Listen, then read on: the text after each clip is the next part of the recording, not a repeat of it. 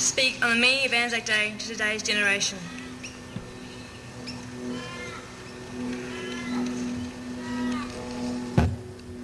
When the Anzacs and the forces of the Allied powers invaded the Gallipoli Peninsula, the year was 1915. Today, it is 1989.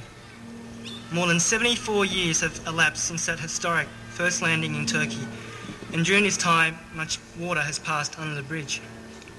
Man has advanced technologically further than he has in any other time period in history. A generation was born, lived and died, and the world has seen countless more conflicts involving Australians, such as the battles in Korea and Vietnam and the sequel to the war to end all wars. But Anzac Day remains, still as symbolic as ever, and with whole new generations to impress its memories upon.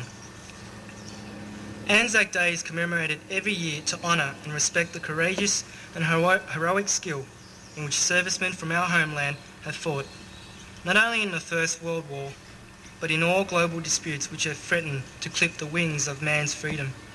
The freedom which allows us to live, work, play and to love without fear or any inhibitions, and which we take for granted today. Many of those who fought at Gallipoli and in other wars would have been not much older than ourselves, and the enormity of their task can be gauged if we imagine ourselves in their shoes. Would we be prepared to leave our families to engage in combat, where we must take the life of another or risk our own life being taken?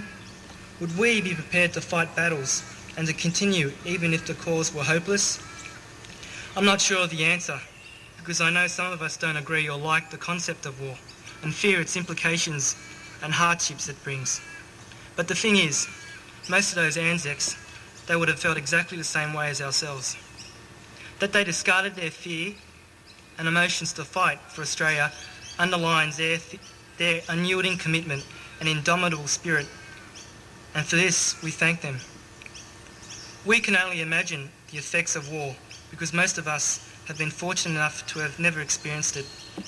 We can only imagine the tragedy to the families of those who did not return and the desecration of the lives of those who did.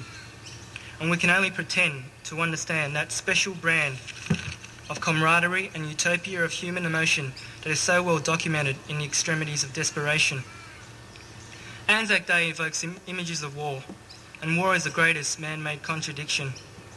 Men declare war so that they can achieve peace. They fight so that they do not have to fight again.